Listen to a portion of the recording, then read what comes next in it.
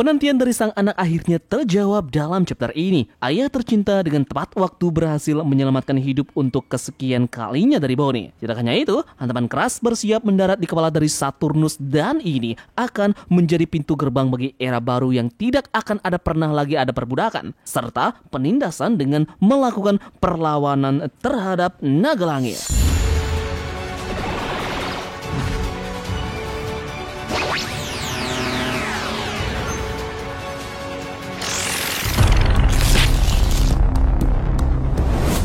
Heyo Tamagon, selamat datang di channel Tamagon 4. Kali ini kita akan mereview mengenai chapter terbaru yang baru saja rilis, yakni One Piece chapter 1103. Di sini kita akan membahas mengenai detail percakapan lengkap yang ada pada chapter ini beserta dengan beberapa gambar yang akan Tamagon visualkan dalam bentuk cerita. Tidak lupa Tamagon sapa dulu. Seperti biasa, bagaimana kabar kalian di minggu ini? Jadi sebelum kita memulainya lebih jauh, tentu jangan lupa subscribe, like, dan komen dulu untuk bentuk support kalian atas channel ini ke depan.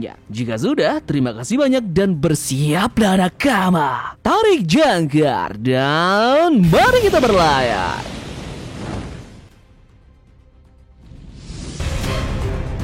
One Piece chapter 1103 kali ini diberi judul Maafkan Aku Ayah. Chapter 1103 mendapatkan color spread yang sangat menarik. Ini berisi dengan kesemua kru bajak laut topi jerami bersama dengan Yamato yang sedang menaiki perwujudan naga Momonosuke. Menariknya adalah ada seekor naga bersama dengan mereka. Simbol ini mungkin mengisyaratkan bahwa di tahun depan menjadi perayaan karena itu adalah tahun naga. Bukannya naga bisa kita asosiasikan dengan nama Monkey D. Dragon dalam dunia One Piece. Jadi kesimpulannya, apakah Dragon akan membuat pergerakan pertamanya di tahun 2024 nanti? Karena Kuma saat ini sudah membuka jalan dan membuka mata dunia. Karena tidak perlu takut akan ketidakadilan serta penindasan yang selama ini dia alami. Jadi setelah video ini, Tamagon sudah membuatkan beberapa teori menarik seputar tahun 2024 nanti yang akan terkait dengan tanda petik naga.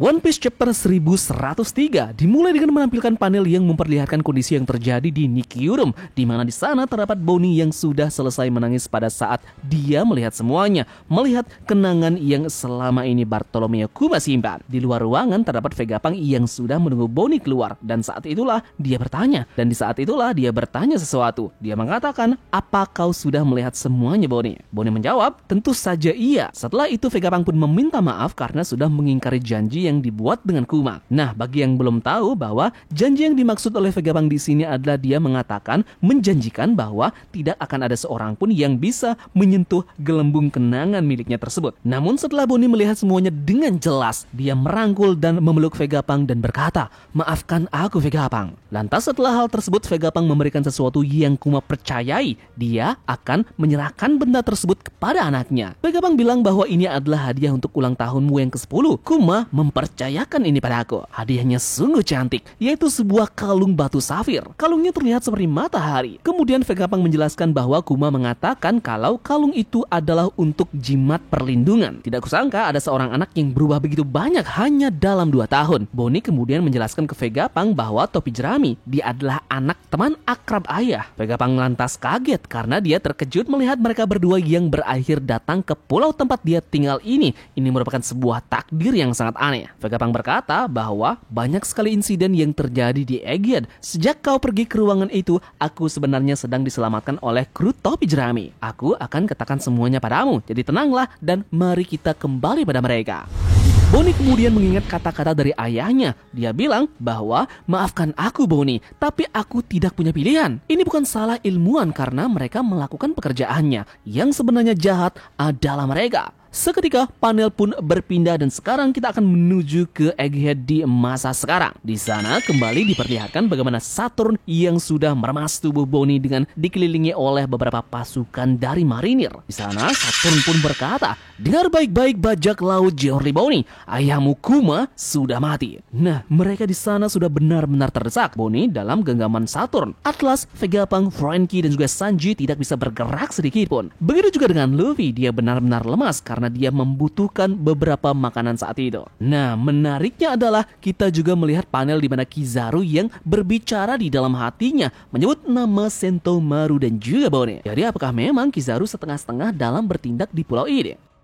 Oke, lanjut. Beberapa dari orang-orang di Aegean pun berkomentar tentang kejadian yang ada di sana. Mereka bilang bahwa tidak ada yang bisa masuk di sini kecuali Admiral. Penyerangan ini jauh lebih besar daripada yang ada di Ohara. Jadi, apakah Dr. Vegapunk sekarang kondisinya baik-baik saja? Panel kecil pun memperlihatkan reaksi dari revolusioner setelah Kuma tanda petik kabur dari markas mereka. Dragon bertanya ke Ivankov, jika kau mulai mengejar fragmen insting, menurutmu dia akan pergi kemana? Tentu saja kalau itu aku tentu akan pergi ke Maria Joa.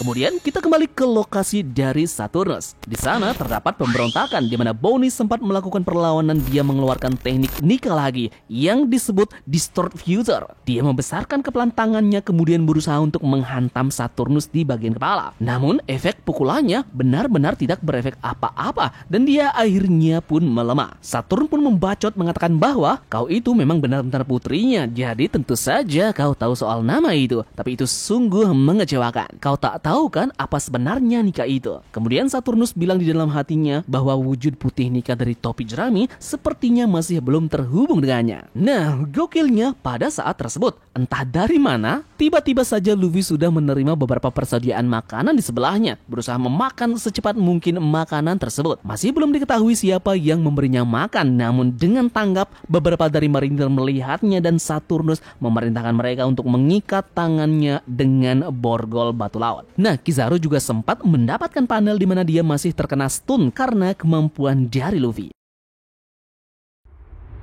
Oke, lanjut. Setelah itu Bonnie pun merasa kebingungan karena dia tidak bisa mengubah usianya di dekat kakek tua yang satu ini. Dia berpikir bahwa jika dia merubah dirinya menjadi anak-anak, maka genggaman tersebut bisa saja lepas karena tubuh kecilnya yang dia miliki setelah dia ubah. Saat itu pun kemudian Saturnus menjelaskan bahwa orang yang memberimu kemampuan itu adalah aku sendiri. Kami melakukan eksperimen pada seorang bayi di mana kami memberi mereka kekuatan buah iblis tanpa memberinya makan secara langsung. Kami memberinya sebuah ekstrak buah iblis. Walau itu berhasil, ternyata memang buahnya tidak perlu. Pemakainya bisa berubah menjadi bagaimanapun pada masa depan di pemikiran mereka. Tetapi kekuatan itu jauh berkurang saat orang itu tahu masa depannya berbeda pada kenyataan. Bonnie pun berteriak, Nika itu ada dari hari ayah menjadi cyborg yang kau patuhi tanpa ragu. Aku bersumpah akan mencarinya untuk memberinya kebebasan lagi. Saturnus bilang, ayahmu yang percaya dengan legenda payah itu bilang sesuatu padaku sebelumnya. Aku ingin menyelamatkan orang-orang sama seperti layaknya Nika. Dan ingat, aku juga yang bereksperimen dengan obat-obatan pada ibumu. Orang yang kemudian menjadi wanita ke-8 namun efek sampingnya tidak berhenti. Tanda biru itu masih terus muncul dan itu adalah sebuah kegagalan. Eksperimennya berjalan tidak dengan baik dan bahkan anaknya pun mewarisi kondisi itu. Kemudian di sisi luar dari Pulau Aegean, beberapa dari pasukan marinir pun melihat adanya sesuatu yang jatuh di dekat mereka. Namun mereka benar-benar belum mengetahui benda tersebut. Kita kembali ke Bonnie. Dia sudah menyadari bahwa ternyata itu adalah ulah dari Saturnus. Vegapunk di sana marah besar. Jadi itu eksperimenmu Saturnus. Kaulah yang mempermainkan keluarga Kuma dengan memakai penyakit semacam Sapphire Scale itu. Jadi ini sebabnya Kuma mengorbankan nyawanya. Saturn bilang, coba bayangkan kalau kau ada di posisiku. Memangnya aku harus paham perasaan serangga? Itu benar-benar mustahil. Yep, dan pada akhirnya para marinir pun dibuat terkejut melihat seseorang pasifista yang mendarat namun terdapat tapak cakar di tangannya. Mereka kemudian cepat-cepat melaporkan hal ini pada atasan mereka bahwa di pantai tenggara di Pulau Aegean, mantan Shichibukai Bartolomeo Kuma telah muncul. Dia saat ini sedang menuju ke arah tengah dari pulau. Chip perintahnya tidak berfungsi dan kami tidak bisa menghentikannya. Saturn kemudian mulai dag-diduk, jantungku berdenyut kencang. Kekacauan apa ini? Tidak mungkin Kuma bisa sampai ke sini. Marinir kemudian berteriak, hentikan dia. Tembak dan tidak peduli apapun, pokoknya segera musnahkan makhluk yang satu ini. Nah, sembari kita melihat Kuma yang terkena puluhan tembakan di tubuhnya dan berlari menuju ke tengah pulau. Bonnie pun berbicara di dalam hatinya. Ayah, sepertinya hatimu mulai hancur. Aku saat ini akan lebih baik jika aku mati saja. Jadi, maafkan aku ayah. Kemudian Saturn memerintahkan para marinir untuk segera menembak kepala dari sang bocah perempuan ini. Dengan momen yang sangat epik, Kuma berhasil menghancur leburkan beberapa pasukan yang berada di dekat dari Saint Saturn. Melihat hal tersebut, Saturn kemudian membanting tubuh dari Bonnie ke tanah dan berencana untuk menginjaknya layaknya serangga. One Piece chapter 1103 pun ditutup dengan timing yang benar-benar tepat. Tangan pembebasan Kuma berhasil merangkul dan menyelamatkan sang anak dari injakan maut sang kaki naga langit. Kaki tajam dari sang laba-laba menusuk bagian belakang dari tubuh Bartolomeo Kuma. Dan inilah momen yang kita tunggu-tunggu sebagai pembaca saat ini. Kuma melepaskan tusukan dari kaki Saturn berbalik arah dan dengan wajah yang sangat emosional. Kepalan tangan dari Bartolomeo Kuma sudah bersiap untuk menghantam keras ke kepala dari sang naga langit. Dia benar-benar melampiaskan amarahnya.